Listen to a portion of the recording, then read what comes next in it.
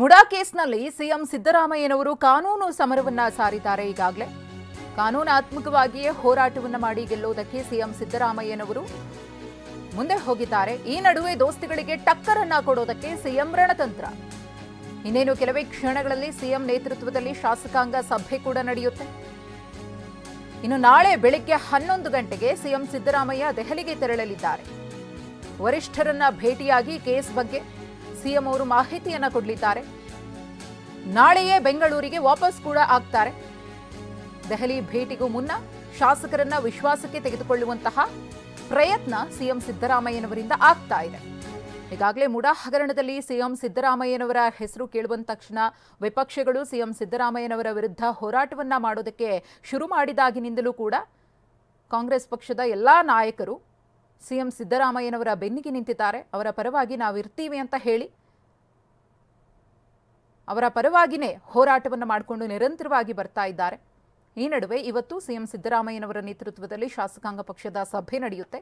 ಆ ಸಭೆಯಲ್ಲಿ ಮುಡಾ ವಿಚಾರಕ್ಕೆ ಸಂಬಂಧಪಟ್ಟಂತೆ ಸಿಎಂ ಅವರು ತಮ್ಮ ಎಲ್ಲ ಶಾಸಕರ ಜೊತೆಗೆ ಚರ್ಚೆಯನ್ನು ಮಾಡಿ ಹೋರಾಟ ಹೇಗೆ ನಡೀತಾ ಇದೆ, ಹೇಗೆ ನಡಿಬೇಕು, ರೂಪುರೇಷೆ ಹೇಗಿರಬೇಕು, ವಿಪಕ್ಷಗಳನ್ನು ಯಾವ ರೀತಿಯಾಗಿ ಎದುರಿಸಬೇಕು ಅನ್ನೋದರ ಬಗ್ಗೆ ಚರ್ಚೆಯನ್ನ ಮಾಡಿ ಎಲ್ಲ ಶಾಸಕರನ್ನ ವಿಶ್ವಾಸಕ್ಕೆ ತೆಗೆದುಕೊಳ್ಳೋದರ ಜೊತೆಗೆ ನಾಳೆ ದೆಹಲಿಗೆ ಹೋಗಿ ಅಲ್ಲಿ ವರಿಷ್ಠರನ್ನ ಭೇಟಿಯಾಗಿ ಇದುವರೆಗಿನ ಬೆಳವಣಿಗೆಗಳ ಕುರಿತು ಚರ್ಚೆಯನ್ನ ಮಾಡಿ ಒಂದಷ್ಟು ಸಲಹೆ ಸೂಚನೆಗಳನ್ನು ಪಡ್ಕೊಂಡು ನಾಳೆಯೇ ವಾಪಸ್ಸಾಗಲಿದ್ದಾರೆ.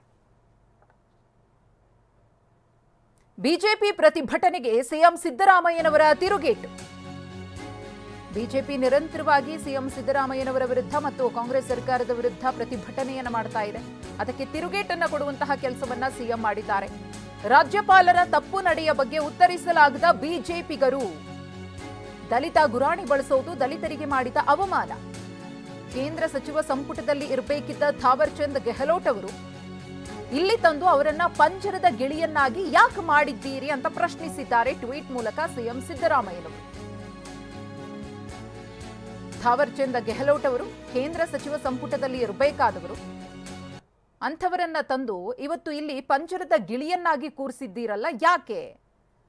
ದಲಿತ ಅಸ್ತ್ರವನ್ನ ಪ್ರಯೋಗ ಮಾಡ್ತಿದ್ದೀರಲ್ಲ, ಥಾವರ್ ಚಂದ್ ಗೆಹ್ಲೋಟ್ ಅವರ ವಿಚಾರದಲ್ಲಿ ನಿಮಗೆ ಅದು ಕಾಣಿಸ್ತಾ ಇಲ್ವಾ ಅಂತ ಹೇಳಿ ಸಿಎಂ ಸಿದ್ದರಾಮಯ್ಯನವರು ಸುದೀರ್ಘವಾದ ಟ್ವೀಟ್ ಅನ್ನು ಮಾಡೋ ಮೂಲಕ ಬಿಜೆಪಿಗರನ್ನ ತರಾಟೆಗೆ ತೆಗೆದುಕೊಂಡಿದ್ದಾರೆ.